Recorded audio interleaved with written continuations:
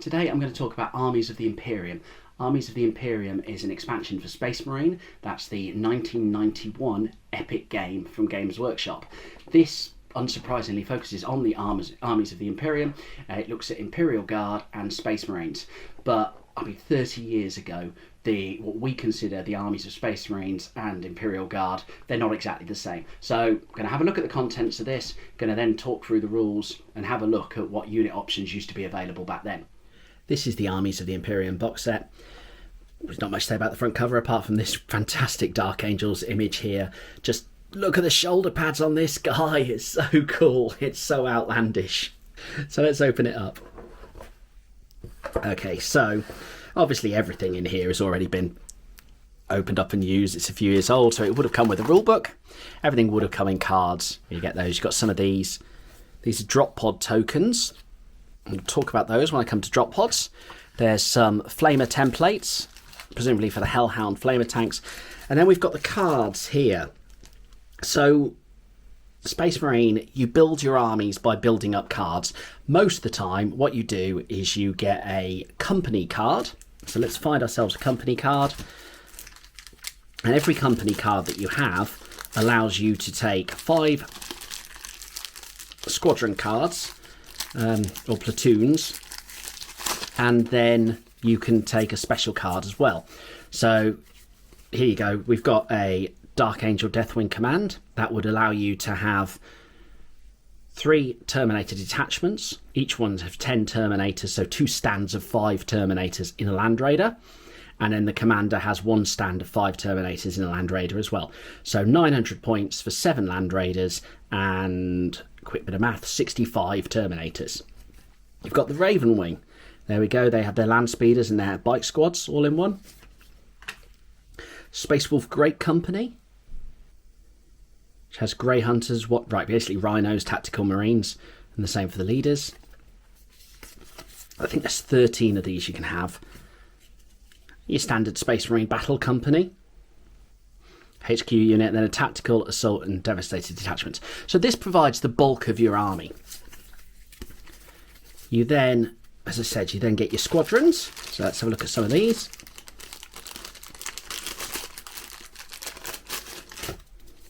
So the squadrons could be a nice simple Predator squadron there. Rapier Laser Destroyer Battery, 3 of those. Rattling Snipers, so 4 stands of those. Rough Riders, you get a load of those, 10 of them. Sentinels. And yeah, so you choose 5 of those for every company you have. One thing I have done there, of course, is instantly mixed up the so the red cards are your Space Marines and the blue cards are the blue cards are your Imperial Guard. You'll notice that Predators do have Imperial Guard. What am I talking about? You'll notice that Imperial Guard do have Predators as well. A lot of the troop options are the same in Imperial armies regardless. This is one card that's quite cool, is the Leviathan Super Heavy Command Center. So your specials can be super heavies as much as they can be normal troop types. This has actually got a synopsis of the rules. I'm not sure why they do this with the special cards. Maybe it's because they've got such a variety of weapons. And then some more special rules on the back there. So the Leviathan has 4 void shields. The breakpoint, so okay, as a single model, this is a bad example because Leviathans can't be broken and they're immune to morale. When they are destroyed, you get 4 victory points. That's on the back there. If I was to look at another sheet, so let's look at the Space Marine Battle Company. Space Marines have a morale value of 2, so they must roll 2 or more on a d6 to pass their morale check. Their breakpoint is 15, so once they've lost 15 of these models, then you flip the card over and your opponent gets you 9 victory points, and you have to then make morale checks to stay on the battlefield. Just have a quick look at some other special cards you have here, some options. So you can have the Inquisitor, Space Marine Commander, Space Marine Chaplain, Librarian, Medic, and Tech Marine. So you could have one of these for every company and then 5 support cards. Just like the Space Marine main rulebook, this is a stapled together affair. The front cover is again the same as the front cover from the box, but in black and white. Let's take a look inside. Okay, Armies of the Imperium by Jervis Johnson and Rick Priestley. And it's 1991 this came out. So the first part is the Armies of the Imperium. Then you've got your Space Marines. You've got Imperial Guard colour schemes in here, which are quite interesting. Imperial War Gear, and then Imperial Guard. There's a very brief overview of the Armies of the Imperium in general. Talks about what this book covers. It talks a little bit about the Imperial Army. So the Imperial Army doesn't have to be just Space Marines and Imperial Guard. You can also have Titans in there. You can include squats, and you can even have Eldar as allies. Although it says that you can't have an unrestricted use of them. You can only have 50% of your total value as Eldar troops, which seems to me to be a substantial part of an Imperial army. Then an overview of assembling Space Marine forces. You can actually have mixed chapter forces if you wish. Of course, remember the size that we are looking at, it's entirely reasonable. I mean, there's 1,000 Marines in a chapter. So it's entirely possible that you have more Marines than you would have in one chapter anyway. But you can mix them up if you wish. And you can actually take, if you're going with Space Marines, you could take like a Dark Angel Deathwing as a company card, and then the support cards could be from other Space Marine chapters. So in this example here, Dark Angel Deathwing is your company, and then they're supported by a couple of Blood Angel Devastator detachments, a Space Wolf Blood Claws pack, and then Ultramarines Tactical Detachment as well. So you can really kind of mix them up and get lots of different colours in if you want. It shows you a breakdown of each Space Marine chapter. So you've got the same four here as the basic Epic Space Marines, so the Ultramarines, the Dark Angels, Space Wolves, and Blood Angels. So we've got the standard kind of layout here of the Ultramarines, the sort of codex that you'd expect there. So your veteran units, the Terminator Company, or the Veteran Company. You've then got Battle Company, then Tactical Companies, which are purely Tactical Marines, or Bike Squads or Land Speeders. Assault Company, which are your Assault Marines, Devastators, and then your Scouts. Dark Angels are similar, but you've got the Deathwing detachments for the first company, and then you've actually got your Fast Attack, your Raven Wing in your second company, but the rest of the setup's pretty much the same. Blood Angels aren't that different in setup from the other Space Marines, but they have a special Death Company rule. Basically, what you do is for every detachment, roll a dice, and on a 5 or a 6, one stand is removed from that detachment and goes and joins the Death Company. And the Death Company the Death Company becomes one sort of super unit. They have a close assault factor of +4, so they're really, really good fighters, especially for infantry, and they can only advance or charge, but you get them for free. And then the Space Wolves. Space Wolves are different because they're formed in great companies rather than chapters. You can only have up to 13 great companies. We've got some nice examples of banners here. So Space Wolves can't have exactly the same choices that the Space Marines have. So they can't have the general Space Marine cards of like Terminator Marines, Tactical Marines, Assault Marines. They can take something such as Vindicators and Whirlwinds as support, because rather than being piloted by other Space Marines, they're piloted by servitors. And there is a limit that you can't have any more than 12 great companies. Although, as we saw at the card at the beginning, that's still an awful lot of Marines. So we looked at types of Space Marines last time. These are kind of your general unit choice. Gives you just an idea of what to expect. So your Tactical Marines can move 10 centimetres. That's sort of your standard move for most infantry. No saving throw. So infantry in Epic is rather soft. You know, really it's a game about tanks and Titans. The weapons, the close assault factor they have. So normal Marines, you know, think about these guys are pretty much very, very good at close combat, but in Epic it just translates as a +2 bonus. Their weapons, the standard bolter has a range of 50 centimetres. Roll a single attack dice and you would hit on a 5+. Assault Marines are slightly faster. Devastator Marines are better armoured. HQ units are better in close combat, better shots, and they can add a morale bonus to nearby units. You've got your veterans and your scouts. Scouts basically get a free move at the start of the game. So veterans here aren't armed in Terminator armour, but they have the maximum close assault factor there, +4. Got some of the special units, so you've got Librarians. They have 3 types of psychic power they can choose from. They can Purge Psyker, which basically you roll a dice and you roll 2d6 and the enemy rolls 1d6. If you roll higher, the enemy Psyker is destroyed pretty much straight out. Mind Blast causes a hit on a straight out roll of 4+ on a d6. It can also attack Titans, but Void Shields give them an extra save of 4 or more, as you've got to penetrate the shields. And then there's Destroy Demon. So Destroy Demon, you roll 2d6. If you're against a demon or a Chaos Androids you may remember from Space Crusade, they sort of disappear after this, but at the time they were quite cool, basically possessed robots. They get to roll a dice, one single d6 against this. A Greater Demon or Avatar rolls 3d6. A Wraithguard or Elder Dreadnought. So a Wraithguard or Elder Dreadnought are also a type of demon. They would roll 2d6. If the Librarian rolls higher than the demon is destroyed. If the demon rolls higher than the Librarian, then the Librarian is normally okay, unless the demon rolls twice what the Librarian rolled, in which case the Librarian is destroyed. Other choices are Chaplains, which basically make troops around them fight harder. There's Medics, who give an extra saving throw to units. Now, bear in mind that infantry units don't normally get a saving throw. That's pretty handy. Tech Marines can repair damaged vehicles in much the same way a Medic can save infantry. They basically give them an extra save. The Space Wolves aren't dissimilar from the other Marines, really. They have your Wolf Guard or Wolf Guard Terminators. Wolf Guard are their veterans, basically. The Wolf Guard Terminators have a fixed 6+ saving throw. So the mighty Terminator armour, the Tactical Dreadnought armour, gives you a saving throw of a 6. But modifiers won't take that down, so you'll always get that. Bloodclaws are essentially the same as Assault Marines. Grey Hunters are better in close combat than ordinary Tactical Marines, but other than that, they're Tactical Marines. And Long Fangs, again, are like Devastators, but better in close combat. Got the mighty Grey Knights. Grey Knights can teleport down on the table. You place a landing spot and then you roll the scatter dice and you move. If you get hit, you land there. And if it's an arrow, then you move 2d6 in the direction shown and position it. So they're pretty accurate with their teleporting. They then also have a save of 4+ against psychic powers.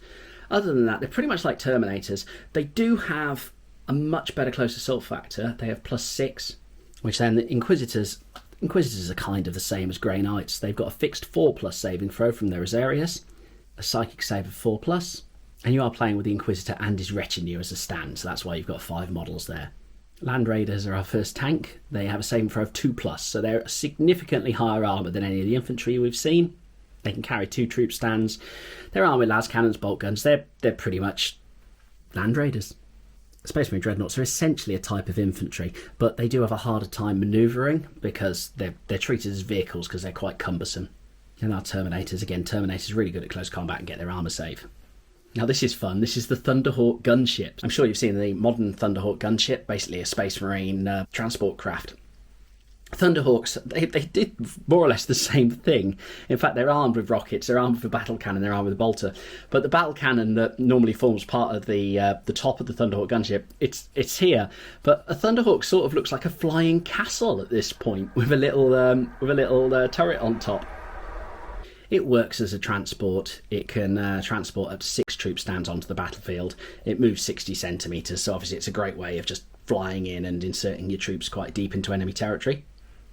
Not as deep as the drop pods, though. Now, drop pods are really cool. So at the beginning, I talked about the drop pod tokens. These are these. I'm not going to pop them out because this isn't my copy, so I don't want to upset my friend. But all of these are numbered. So what you would do for drop pods is they all match up to the unit they're in there. You then put them all on a piece of paper or something about 30 centimetres, 40 centimetres above the table. You then turn the template over and the dropship mark and the drop pod markers land on the table. Wherever they land, you then replace them with a drop pod, which is just a really cool idea, a really fun way of doing it. There's 3 types of drop pod. There's Deathwind. Is it Deathwind or Deathwind pods? I'm not too sure. But you basically, they land, they burst open, there's a missile launcher, and that immediately fires at troops that are 10 centimetres away. They just shoot all their bombs, and the idea is it clears some space. There's an assault pod, and an assault pod is what contains the actual troops. And there's a support pod. A support pod lands, and that has a plasma gun, or a plasma cannon rather, and the plasma cannon lands down, and that provides support for your troops. The models of these were really nice because you basically had a little metal base, and then you just inserted into the middle of it whatever the type of pod it was. And the closed pods, rather than being the quite kind of vertical pods they are nowadays, are these sort of cute, like, balls, these metal balls. Then get to Imperial Guard colour schemes. So it talks about the Codex Astartes, with such brilliant minds as Lehman Russ and Lionel Johnson offering sagely advice, as well as the great Imperial Guard Commander General Tybor. I've never heard of him, but they all contributed towards the Codex Astartes. It's presented as a series of discussions and ideas by the most advanced military thinkers of its time, not as a strict code of practice soon to become out of date. So a lot of its content is contradictory or inconclusive and represents different aspects of military practice. I think that's interesting because the Codex Astartes becomes a lot more rigid later on in books. And in fact, Marines seem to get criticised if they adhere to the Codex Astartes so much, like the Ultramarines. And the Codex Astartes tells you what colour uniforms, what the best camouflage is to use, things like that. Now, at this point, so 1991, there's not the incredible range of hundreds and hundreds of colours that the Citadel paints make. I don't know how many there are, but there's nowhere near what they used to be. What there is now. So they recommend 12 colours that are Codex colours. These are slightly more military colours. They tell you how to mix these. Now, another thing here is this is a great chance to look at the old names of paints. Games Workshop in the noughties, in the late noughties, changed the name of lots of the paints to make sure that they were unique to them and they could therefore protect the IP, which is fair enough. But it does mean that we're missing out on Bolt Gun Metal, Goblin Green, one of the classic paints there. Blood Angel Orange, always interesting that it's not Blood Angel Red. And so you can mix up your colours that you could then use for your vehicles. It tells us a bit more about the Codex Astartes, how it discusses camouflage, the importance of breaking up the silhouette of a model so that you can't see it. But then it does note here that you want to keep your colour scheme to only use 2 or 3 colours. You don't want it to get too confusing and too much of a mess. And then it tells you how to make flags. What they do here is they're painting paper and then wrapping it around wire. So here's the colours that they've just taught us how to mix in action, and some examples of camouflage. I think it's worth noting, I think these paint guides are really, really important when you think that we didn't have the internet at this time. So you really had to learn. We didn't have the internet at the time, so it was hard to work out what these should look like. Now, if you're a kind of massive history nerd and you'd read up on lots on World War II or something like that, then tank colour schemes may be something that you know a lot about. For me, this really was my entry point into Warhammer 40,000 and into wargaming. So the idea of having the company markings to distinguish them, it makes sense. It's not something I'd really thought about before. So it's really good that in this book, they spell these things out to you. And you've got a series of symbols. Again, a lot of the symbols, you've kind of got some sort of iron cross there. You've got lots of skulls, which are always popular in kind of military schemes. Just a simple, is it a clover or is it an ace of clubs? Certainly a spade there. The death's heads. And they give you just loads of ideas of ways you can identify and make your vehicles stand out, especially the HQ units. We have a whole Lehman Russ tank company painted up. Shows you the different markings here, so on the side of the turrets to help you identify the different ones there. And then the company HQ turret, as well as having its flag, it has a red coloured turret. And then we have 3 different Baneblades here, just showing off how the different markings. So they've got different campaign badges on the front there, which match up with their flags. Handy Imperial datasheet there, just giving you all of the stats in one spot. This datasheet should be carefully removed from the rulebook with a pair of scissors. Something here, they do have the hole punches so that you can just punch the whole thing out and keep them in folders. They used to then produce extra bits in White Dwarf. You could cut those out and keep them in the same place. Quite sort of a living rulebook, quite a nice idea. And we've got summaries for the Imperial Guard here as well. And then, same from the main rulebook here, we've got the terrain table, which is what you use to set up your terrain. We've got the different effects that terrain have. So infantry vehicles and Titans are affected differently. So infantry can go through buildings, whereas vehicles and Titans find them impassable. Woods will stop vehicles, infantry can go through them, and Titans can basically step over them, but they have a difficult time doing it. And then there's a to hit modifier. So that's how terrain offers protection for your troops, is you're harder to hit if you're in a piece of terrain. Buildings have their own saving throw if you wish to destroy them. And victory points, so you either have, I think you had 4 counters each, or 8 counters on the table. You got +5 victory points for each one you capture. You lose the 5 victory points if you lose it again. And then the number of victory points you need to win depends on the size of your army, going all the way up to 50 points for a 5,000 point battle. Got some nice examples of painted super heavy tanks. Artillery, we've got the Manticore battery and the Basilisk battery. So the idea of the Space Marines is that you paint your basic troops quite simply. They're mostly just red. Quite an orangey red Blood Angels are at this point. They kind of get a darker red over the years. We've got an example of some Rhinos here with just some different colour schemes. Vindicators, the Thunderer Cannons, Whirlwinds, Land Raiders. Now, because the Land Raiders are more of a special troops, they put more effort into painting them. So you see you've got your hazard markings around the side there. And then here you've got an Apothecary Rhino and you've got your Chaplain Rhino as well. We've got a little battle scene here. You can see a Warlord Titan and loads of Blood Angel Marines attacking a Goth fortress. So Imperial War Gear. At this point, Space Marines and Imperial Guard actually use a lot of the same equipment. Remember, they're the armies of the Imperium. The Space Marines are essentially just the elite part of the Imperium army. So they use rhinos the same. Rhinos here are your standard troop carrier. They're very weak at shooting, but they do offer some protection and they're quite fast. You have a land speeder. So at this point you can have Imperial Guard land speeders as well as Space Marine land speeders. Same for the Whirlwind missile carrier. The Whirlwind missile carrier here, you'll notice this is a lot squarer than the missile carrier nowadays. Then the Vindicator heavy support tank with a Thunderer cannon. It's very much a siege engine. The Predator, so older Predators are a lot more rounded than the Predators are in Warhammer 40,000 nowadays. And it's one of the Imperial Guard's most common battle tanks at this point, and also used by Space Marines. Rapier Laser Destroyer. This is basically a laser on tank tracks. It's very, very slow moving. Then there's Imperial bikes. Imperial bikes, in both cases for Space Marines, Imperial Guard, are designed to scout ahead of the army. So the Imperial bikes of the Imperial Guard are immune to the, or ignore rather, the chain of command rule that means that they have to be near a command unit to be able to receive orders. They're a pretty rubbish scouting unit if you have to keep them back. A Thud gun, which is basically a piece of artillery. And then there's a Mole mortar. I love Mole mortars. Mole mortars are mortars, but rather than shoot a grenade in the air or a shell in the air, what they do is they shoot it underground. This is derived by the squats, who of course largely live on these rocky and barren planets. In fact, we see it now with the League of Votan, which are basically new squats. And so the Mole mortar shoots a shell that drills underground and explodes under your enemy. And the effect of exploding underneath is not only does it do barrage damage, but the crater collapses and it can trap the troops that you've shot in the crater. A Tarantula is a sentry gun. If you've seen Aliens, and you really, really should have, a Tarantula is basically the same as the sentry guns there. They're automatic las cannons that shoot at any enemy that come close. With a range of 75 centimetres, the las cannons can attack pretty much anyone on the table. You can only give them firing orders, but they can fire twice. Now, robots are part of the Imperial Army at this point, and robots you have to give commands to, or rather you have to program with their orders. So there's 4 situations. There's if an enemy is in charge range, if an enemy is in weapon range, if an enemy is in sight, or in any other situation. And what you do is you give it a choice of either charge, in which case they must charge the unit.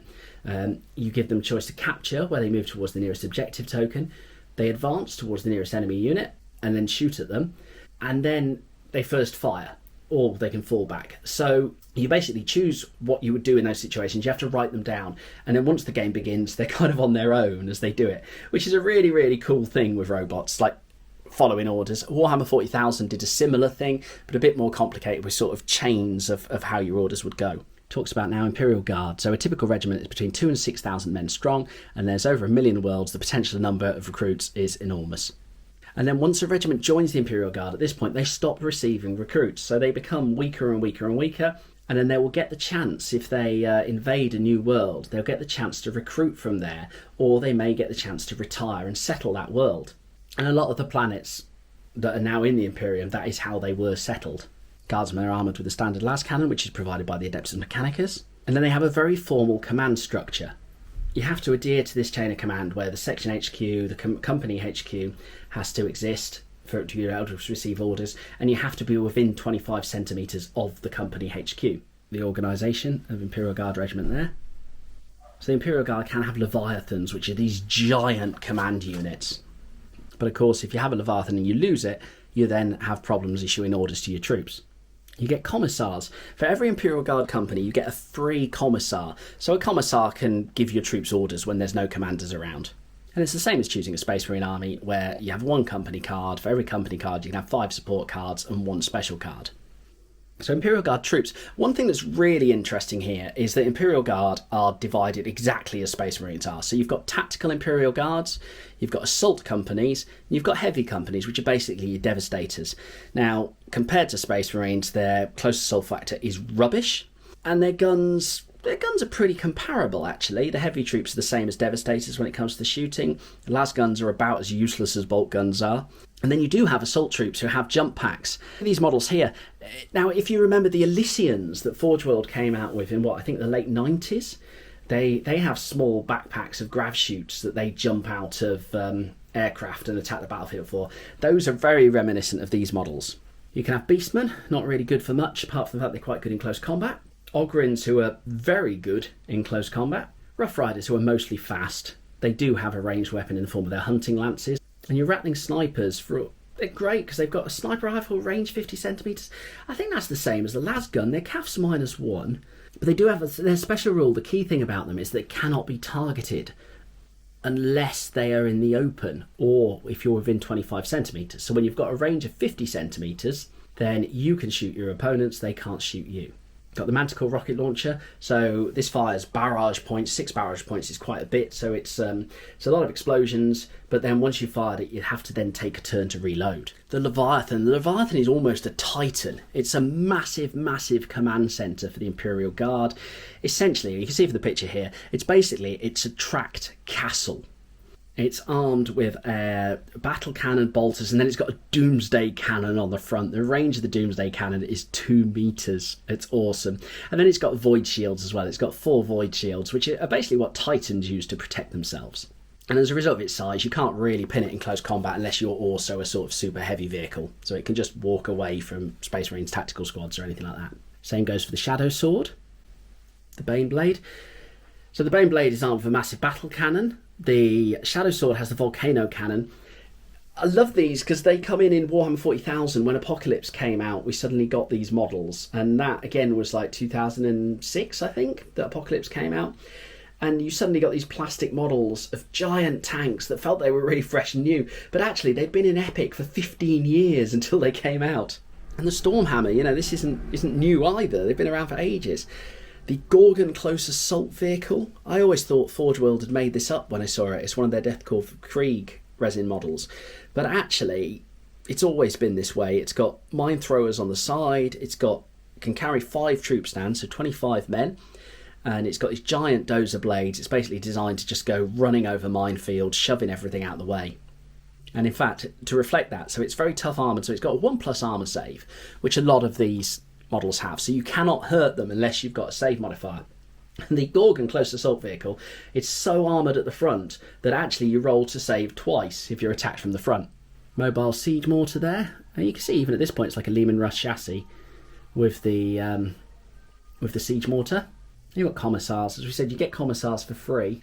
They don't give any victory points away if they're killed, but you can use them to give orders to Imperial Guard units. So if you lose all your commanders and you've still got Commissars, you can still keep fighting the good fight. The Hellhound Fire Thrower. This is armed with a Dragon Fire Thrower. So this is the Hellhound Flame Tank the Imperial Guard have. And it's armed with a template, and anything under the template is hit on a 5+. And then there's the Basilisk Self-Propelled Artillery Gun. Again, a range of 1.5 meters. It can fire 2 barrages a turn, and then the little Sentinel, which is your patrol vehicle. Deathstrike tactical missile launcher is really cool. So a Deathstrike is a single-use missile. Now, there's 3 types you can have. There's a barrage missile, which basically goes and fires loads and loads of templates off. The harpoon missile that is designed to penetrate a Titan and then short out the control systems. And then it's actually meant to override them slightly. When the Titan is harpooned, you roll a d6 in the subsequent orders phase. On a 1, it just drops out. On a 2 to 6, it falls under the control of the harpoon. So the opposing player then gets to control that Titan, move and fire any weapons that he wants, as if it was his own Titan, which is an insane ability. But not quite as insane as the warp missile. So a warp missile has a miniature warp drive, and this skips the missile in and out of the warp, which means that it can bypass shields and thick armour and then materialises inside the target. I've got 3 of my favourite things here. You've got a Hellbore, a Mole and a Termite. All 3 of these are basically tunnelling troop transporters. So the Hellbore is a giant version of this. It can carry 30 stands. So, it can virtually carry an entire army, and it'll just drill under, really quite slowly, under the table. So a Hellbore, you can nominate anywhere where it bursts out of. You then roll a dice. On a 1, it's got caught under some rocky obstructions or something, and it can't break the surface. But on a 2 or more, it will burst out. It will then scatter, potentially, so it can be a bit inaccurate. It actually comes with 30 stands worth of guardsmen, so it's an army in itself, and then it can be supported by the other support troops of the Mole and the Termite. The Mole and the Termite are very similar. The Mole can carry 10 stands, the Termite can carry 2. Both of these are small tunnelers that come under the battle and appear in a way similar to the Hellbore. They use, so a termite, you'll have a squadron of termites, they all share the same tunnels, they all appear fairly similar, fairly close to each other. The termite is basically a burrowing rhino. Got the Lehman Russ battle tank. This classic tank almost feels like a bit of a footnote here, but it's exactly as we know it nowadays. It's got the battle cannon, the las cannon and bolters. And very much here we have the best till last. We've got the Capital Imperialis mobile fortress. Very much like the Leviathan, it's a castle on wheels. It's got 6 void shields, so it's as tough as a Titan. It can't be pinned, and it can carry 2 entire Imperial Guard companies. So that's something like effectively 300 men. It's very slow moving, but it does have the Behemoth cannon, which fires 4 barrage markers off a turn. So it can really kind of clear a space around it by setting up just a barrage of fire. And that takes us to the play sheet and the end of the book. I mean, that's the Armies of the Imperium book, really. Space Marines Imperial Guard, they've changed a lot in some aspects. So the Imperial Guard, they no longer have the tactical squads, the Devastator squads, but a lot of this remains the same and sets the groundwork for a lot of where Warhammer 40,000 ended up. The Space Wolves and their great companies, how they don't adhere to the Codex Astartes, they kind of do what they're a lot more freeform, whereas the Ultramarines, the Dark Angels, are more rigid. We've got the Death Company introduced here for Blood Angels, which I think is before the Death Company comes in Warhammer 40,000. So Epic Space Marine is very much shaping, as well as Epic Space Marine, it's shaping Warhammer 40,000 as well. And then there's just some fantastic models, from the kind of the insanely big, the Capital Imperialis, the Leviathan, to these just insane ideas, the Hellboar, the idea of having troops that just drill under the table and appear from anywhere. I just think it's wonderful. I love Epic Space Marine so much, and I think Armies Imperium just adds to that with just loads more options. Like I say, some of it's crazy, some of it's brilliant. But doing these reviews and having a look at it is really getting the kind of nostalgia flowing. Really, really loving it. I hope you enjoyed this as much as I did. Please subscribe to the channel, tell your friends. It's great to really be able to grow. I've got the Renegades pack to look at, which is Eldar and Chaos, and then I've also got the book for the Orc and Squat Warlords, and then I've also got Titan Legions, which is 3 books that I want to take a look through as well.